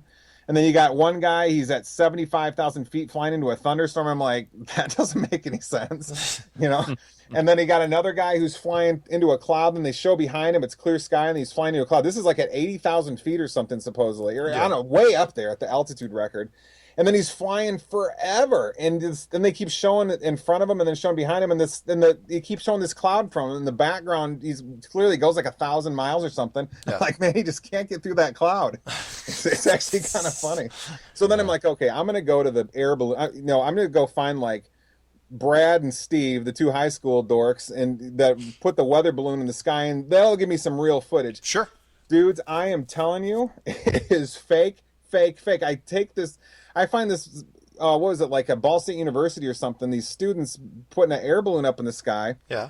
And they say it goes to 98,000 feet. And I'm like, okay, so I take the early footage. There's this river that shows up. The sky's it's still real light. They just launched it. Yeah. And you can see this river. And then it goes all the way up 2 hours later. And then the sky's all dark, and it's just before the balloon pops, supposedly. Yeah. And guess what I see? What? The exact same river. Exact same orientation. It's not bigger, not smaller. It's on the same spot on the screen. And I saw this with video after video after video. And I'm thinking, I don't have any more time to keep analyzing these videos to try to find one that doesn't look fake. And I'm thinking, how can it be that there's all these fake videos on YouTube? Am I even right? I mean, but how can you have a river or a channel or something not change its shape when something goes up 75,000 feet and supposedly drifts, Oh, yeah. It's 75. Right, that's right. a long way, that's 75,000 feet. Absolutely. I mean, I was kind of like one of those where you're pinching yourself to make sure you're not in a dream. I'm like thinking, how much stuff is real and how much stuff is not? You only can go with what your eyeballs can see, pun intended. Wow. Because the aesthetic eye. So, let's do. I mean, we won't see the test until I think next month. But when all those guys do their weather balloon test, I want to see. The I Thrive. got to do it myself. You might. Well, you could ask. You could email Thrive and Survive and see where he was getting his stuff. But I mean, apparently they've already got it fully funded. That's what he made a video today. He said, absolutely, we're totally backed at this point. Right. Everybody. I don't mean to. No. I mean, bubble, pun intended. No. I'm not going to believe it unless I see it with my own eyes. I hear you, man, because people ask me about satellites all the time, and I say, look, how can I trust them? How can I trust anything that's up there? But now it's like, okay, but that was sort of like a figure of speech because there's civilians that put some stuff up there. But now you're saying that even some of that may not be viable. Yeah, I mean. I don't know. It's a weird world we live in, guys. I mean, I hear you. I usually don't start saying people are shills. No. I'm not seeing some weird behavior for some people that sure doesn't make a whole lot of sense, except for that explanation. No. I hear you. It's like there's this secret. I mean, we're all familiar with conspiracy theory and 9/11 and blah blah blah, but yeah, it's almost like there's this other secret world like Harry Potter scenario that is intermixed with ours, and we're walking around through this world thinking it's A, but it's actually this other world B that certain people like in They Live know about. Sure. And it's almost like, I was thinking, how could that? Everybody's like, how could that work? How can you have nobody? You're tell 100% correct, by the world? way. I'm like, well, the CIA's got tens of thousands of people, and nobody has any clue what's going on there except secret torture dungeons or something. Yeah. And then I'm thinking, it's kind of like, I bet you this is what it's like. I bet there's a nut there. When you're working at a company and the CEO you talk to the CEO every single day, and the boss, and then he'll talk to the warehouse manager, and there's things that he'll just never say to them, and then he meets another CEO from another company he's never met before, and all of a sudden they're talking about numbers and money and all this stuff that they've never talked about. You've known this guy for 20 years, he's never talked about, because he's talking to one of his own kind. It's almost like that must be how this works, this whole secret society world we live in, where there's just another culture, and it just makes sense that I don't know. It reminds me of like when a guy tells another guy that he's cheating on his wife, and the one guy just knows that the other guy's not going to tell. Yeah. Just because it's just how the game works. There must be something like that going on. If what I'm saying makes any sense. You said, Jonathan, you said that when he changed over. By the way, I like the They Live reference much better, much better than Harry Potter. By the way, great movie. Yeah, great movie. 1986, I believe, with Roddy Piper and David Keith from the Thing with Kurt Russell. But Jonathan chimed in and said you're absolutely right. Did you want to elaborate on that at all? Not on air, but real quick, because as you've been defining the structure throughout the show, I don't know if I sent this to you, but I got to bring up the rainbow guy that was just kind of stumbled upon it. Crap, and I can't remember his double rainbow when he was not the hallucinating guy that's beautiful, man. It's beautiful. No. Look him up when you get a chance. Unfortunately, I'd pull him up on my screen, but I think I'd crash. And I'd probably think of the name as we're doing it. But what he did was he had noticed. He goes, you notice that rainbows take on that same curved shape, and you can't do it indoors without a reflective surface, like a mirror. You can make rainbows indoors, but you have to use a mirror to do it. And he's going, where's the mirror outside? Don't tell me it's just in the raindrops, because it always forms this dome. And he goes, what if the sun, because you could do it with a sprinkler. You don't have to wait for a rainbow. Jesse Spots. Jesse Spots. There you go. Where he was some of these sundogs go all the way around in the whole circle. Yeah. I mean, there'll be the sundog bullseye target thing and one little corner, but then it has those lines that shoot out from the bullseye in the middle of it and extend all the way around in a circle, compose a sphere structure, and it has a bunch of prism effects all over the place, floating in the middle of the sky. That's normal. That's just light scattering, right? Yeah, right. Go ahead, Jonathan. Not to be sinister or grim or anything like that, but if go ahead. If we're under a dome and there's a definite boundary, right? Yeah. Consider that the Earth's population from 1900 till now has increased by over 5 or 6 billion people. Yeah. So exponentially. If that's true. If that's true. If you believe this. I mean, it's really escalating now, and whenever they make a stink on the news about something, I'm like, okay, this, whatever. Yeah. But if it's found to be true, let's say they actually do the numbers and it's true. Yeah, it's ramped up, obviously, but then 50 years from now, we could be looking at a sci-fi flick on the planet Earth where they actually take a lottery or say, we have to start culling the population. I don't know. I mean, I'm going on vacation.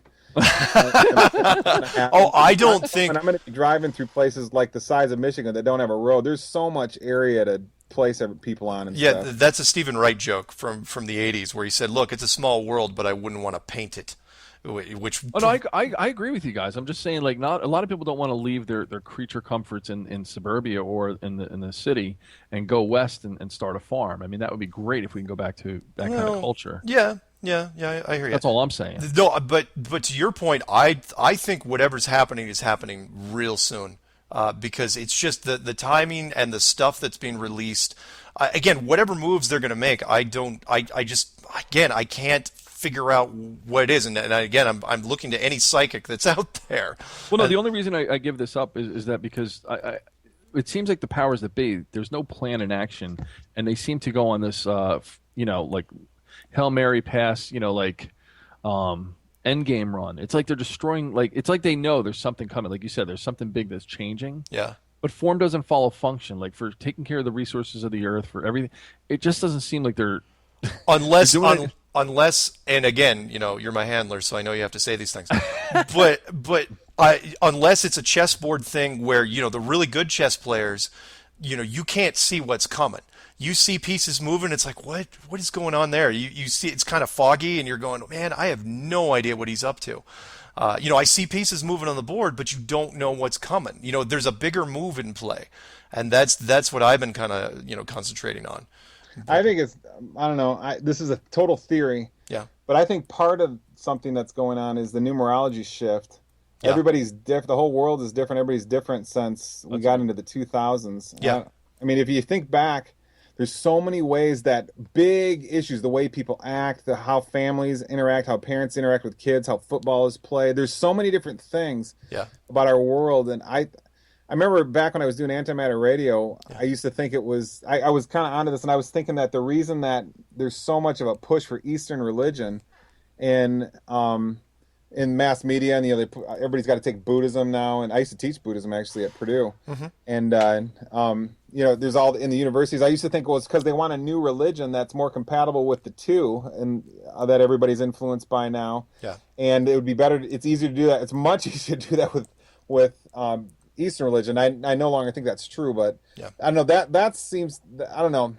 Everybody's smarter in the two numerology in a way, which is, I know that seems tragic to say since people don't exhibit smart. Yeah, exactly. How much time's left? 5 minutes. Okay. I want to go, let's end this on a positive note. I'm going to say, and we'll let you plug your stuff here in a second. That I'm gonna go with the silver lining side, and that is, I still believe there is a chance that there's going to be this big awakening, this big paradigm shift. Call it a 100th monkey effect, call it whatever you want, where people wake up to their new environment, and it could be potentially the beginning of a new golden age if it's done right. That people have the Zetetic age, man. Yeah. It has a chance. Really? There's a chance, and I think your work is really, really helping. You're putting so much effort into it. I know that everyone wants to get their hands dirty, and the only reason, if that's true, the only reason is because you're putting me on your show. No, really. Well, I'm emailed. I was studying this on my own, and all of a sudden you emailed me, and then boom, now here we are. Yeah, that kind of got me going. Well, I'm so glad, because again, I'm trying to keep this thing as positive and as I'm trying to get people to not be afraid of what's coming, because some people look at it from the sinister side, and I go, look, this could turn us around. This could be the dawn of something great, and you can't say that about any other conspiracy. In fact, I don't even know if conspiracy really, if you can even really call this a conspiracy, because this is just the real science. This has been around before it was a conspiracy. Yeah, there was a conspiracy to hide it, but it's only been around, not that long. This thing was built a long time ago, before. I'm sorry. So wait. So if we determine, or they come out with the truth that there is a dome, right, and there's boundaries, then is the question, what is the truth about the inside, or what's on the outside? Well, that's what's on the outside. I don't know if we have the capacity to know. It wouldn't matter, because that our focus changes at that point. What's before the Big Bang singularity kind of thing? We don't care about hurting each other and doing damage to each other. All we care about is the mystery of where we are, and that's where it all changes. Our focus complete. And people say, no, I'll just wake up and go to work as usual. It's like, you'll be good luck, because everybody else will be like, that's all anyone will be talking about forever. That's the big focus. Everything will change at that point, and I think for the better. How much time left so Jeffrey can plug his stuff? 2 minutes. Jeff? I don't really have much to plug. Just my site. Well, no, I mean, you've got the main web. Zeteticism.com. Zeteticism.com. Or flathead.science. And then, say it one more time. www.flathead.science. Cool. And the YouTube channels? Yeah, it's just the YouTube channel. You just get to it right from there. It's just zeteticism.com is my YouTube channel. Oh. But I've got only about maybe a third to a half of the stuff that I've got is in this first volume. All the rest of the stuff will be coming out in a second volume. Cool. And then, so is this one going to be called Volume 1? Yeah, this was the heavens. The title is the heavens, the sky dome, and the zetetic eye, and then it was called the heavens part 1.